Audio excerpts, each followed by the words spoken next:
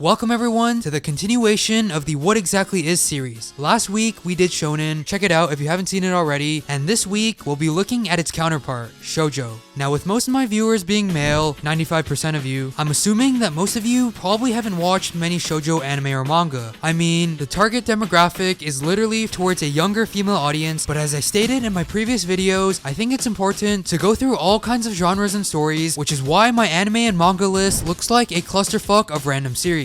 Action, romance, psychological, slice of life. You name it, and I'll probably find something within the genre that I enjoy. So without further ado, let me convince you to give shoujo stories a shot.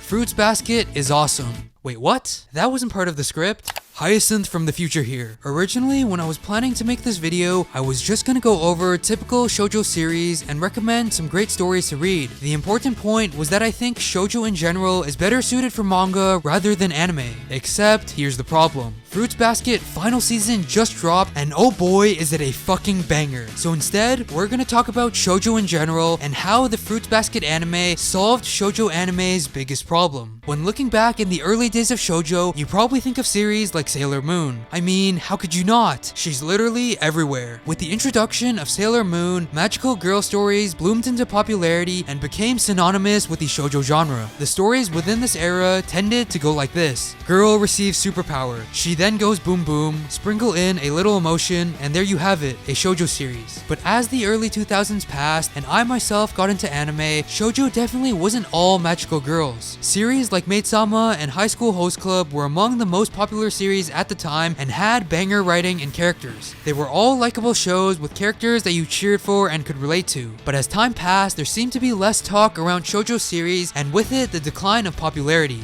You see, today if you ask anyone who hasn't watched shoujo what they thought to be of shoujo, they'd probably give you the, oh, it's just multiple hot guys trying to win over one girl and nothing really too deep sort of thing. Now it's pretty funny that this is what is thought to be of shoujo, because while the first part is usually true in most cases, the latter definitely does not stand. To me, this sort of cliche, fantasy-like stereotype is just people watching and judging shoujo for the wrong reason. You see, if you go into a shoujo expecting hype action scenes and some fast pacing, then you're obviously gonna be disappointed. Who watches shoujo for the action? Imagine watching Attack on Titan and criticizing the show because there's no romance between the characters. Like what? That's not what the show is made for. Now I'm not saying that slice of life is better than action or vice versa. I'm just saying to judge a series based on what it's intended to do. When you look back at the evolution of shoujo from the magical girl era to the slice of life series we have today, there has been one thing that hasn't changed throughout the years, and that is the focus on emotional and interpersonal relations. You see, while shoujo isn't a genre, almost every single series focuses on emotion and relationships. Because of this, most shoujo stories tend to be in the slice of life or romance genre.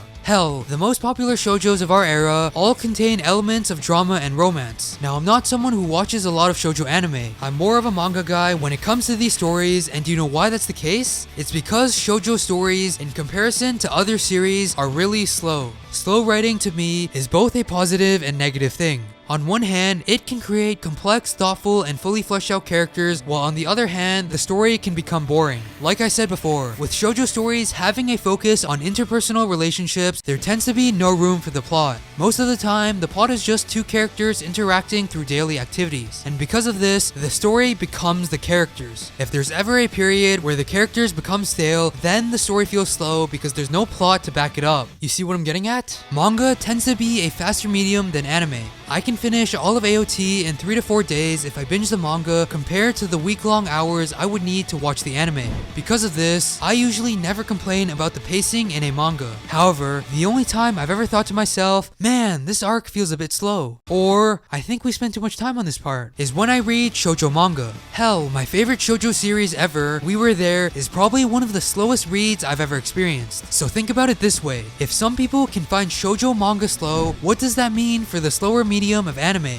You got it. From what I've seen, the number one complaint I hear from people who watch shoujo anime is that it's too slow. To analyze this, we can take the prime example of Orange, a very popular shoujo manga that was adapted into an anime in 2016. When I first heard that Orange was getting an anime adaptation, I was really excited, but after watching the series weekly, I realized that the anime had a huge problem: the pacing. Now, I'm not saying that Orange doesn't have a good adaptation, because it did. The entire anime stayed faithful to the source material and enhanced certain scenes. scenes, but I think that's where the root of the problem lies. You see, without spoiling anything, the two main characters, Naho and Kakeru, are as dense as a rock. I'm usually fine with dense characters in slice of life shows, but holy shit, this was a new level of dense. Let's paint a picture. There's this one episode where the anime took a manga panel and fleshed it out to have a very nice and climactic closure. Basically, after the scene, you're like, hell yeah, only for the next episode to stay faithful to the manga and act like nothing happened. Literally wasted development in the anime. Now let's compare it to the manga. Even though both scenes conveyed the same message, the manga brushed it off as some sort of side development, not as important to the main story, with the reader able to blitz off to the next chapter waiting for more scenes. The pacing is quicker, and I don't really mind that Naho is as dense as a rock because it all flows smoothly in the manga. The core of shoujo anime's problem is that even though some scenes are enhanced in the anime, with one-to-one translations, the pacing feels heavily out of place. Well, now is supposed to be the part of the video where I go, however, shoujo manga are fucking amazing, and here's some awesome recommendations that you should check out. But Fruits Basket just had to air its final season and create one of the best shoujo anime of the decade. So instead, let's talk about that. How shoujo anime can make a resurgence in the next couple of years. There won't be any spoilers, so don't worry. Within the past couple of years, I can count the amount of popular shoujo series on one hand. That's how much the genre has declined from the Maid Sama days. So when Fruits Basket announced its reboot, I wasn't all that hyped since I kinda gave up on shoujo anime. But oh man, when the final season dropped, Fruits Basket hit the #1 rating on Mal, something that I never thought would be possible. Never mind that a shoujo series would be the one to do it. So after seeing that, I checked out the anime to see what all the hype was about, and boy was I surprised to find that the anime fixed almost every single one of the genre's issues. First of all, the pacing. Fruits Basket final season adapted from chapter 98 to 136. This meant that they had to fit 7 volumes of manga into 13 episodes. To put that into perspective, The Promised Neverland, which went at a decent pace, only adapted 4 volumes in 12 episodes. So why was this such a good move? It's because shoujo in general is slow, so by adapting a ton of the manga, this meant that they had to speed up the pacing. Secondly, the final season also cut a couple chapters from the manga. Now you may think that this is a bad idea because the adaptation isn't staying faithful, but remember what I said earlier. One-to-one translations from manga to anime can create some awful pacing. So by cutting out a couple of chapters and scenes within the manga, the final season actually transforms the story to be able to fit into the medium of anime. Fruits Basket final season aren't just manga scenes animated. It's the anime's way of telling a story based on the manga. The last thing we need is an amazing scene that adds nothing to the story, as seen with Orange. Shoujo anime needs to follow different rules than shoujo manga, so when being adapted, it should evolve into something entirely different while adhering to the original plot of the manga. Lastly is the art. Now I know that this point might be a bit subjective, but I think I have a case here. For any medium, whether it be manga, comics, or anime, if the art isn't appealing, then the series loses some of its values. Let's compare the 2001 Fruits Basket to the current 2019 reboot. While the 2001 Fruits Basket is more akin to the manga, I'm sure that most people would agree with me when I say that the 2018 version is more appealing to the eyes. This is also coming from someone who read the entire manga. I love the story and all the characters, but if I were to have one minor criticism of the series, it would be that the characters are drawn a bit too unrealistic.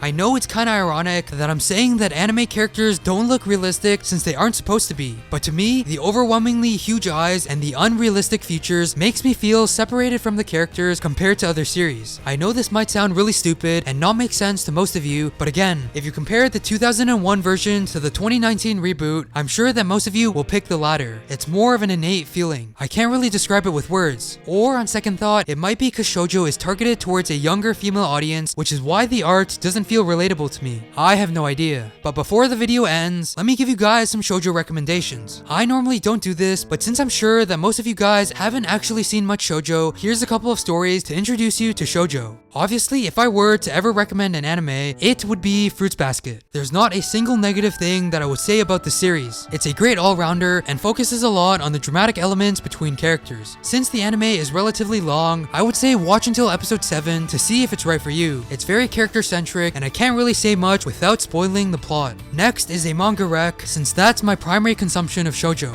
The first series is a quick and easy read spanning 6 volumes, Orange. Wait a minute. Didn't this guy shit on Orange earlier in the video? Nope. Contrary to that, I think the Orange manga is really underrated. The story revolves around 5 friends who one day receives letters from their future selves telling them about the regrets they've had. Over the course of the story, the characters must alter their actions to fix the mistakes that their future selves made. It's a great story focusing on depression and how people don't really act as they seem. While others may seem happy on the outside, you don't know what they might be thinking on the inside. It's a great short read, so I definitely recommend you to check it out. And to finish off this video, I would recommend Fushigi Yuugi Genbu Kaiden. Actually, the way I stumbled upon this manga was actually pretty funny. As you guys all know, I got into anime at a very young age, but didn't really read a lot of manga. One day when I was visiting my cousin's house, I noticed an interesting manga on their shelf, and so I took a quick peek. It was Fushigi Yuugi, and I instantly fell in love with the art style. So, as any normal 12-year-old would do, I went back home, opened up Kiss Manga, and binged through the entire thing within a couple of days. And that, ladies and gentlemen, is how I got into manga. Keep in mind that this is the first series I read, so take this recommendation with a grain of salt. The story starts off with our main character, Takiko Okuda, being sucked into a novel that her father had been writing. She is then teleported to an alternate world where she meets Rimuto, and is then hailed as the priestess of the world. After finding out that there was a legend stating that one day someone from another world would appear and bring peace among the lands, she sets off on her journey. I know, this sounds like the most isekai thing ever, right? Well, personally, I liked all the characters, and it was the first manga that got me interested into reading more series, so that's why I put it on the list. Anyways, while shoujo might not be the most relatable thing for guys like myself and most of my viewers to read, the focus on interpersonal conflicts is what really propelled me to like shoujo. Even if the main character isn't a male, these series can be just as relatable, and I would suggest you guys to give shoujo a shot.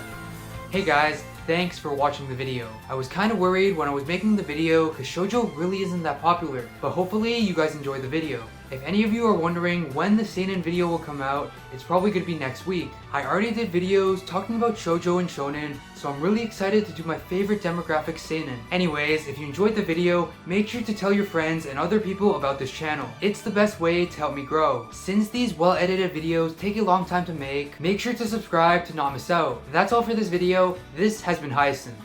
Peace.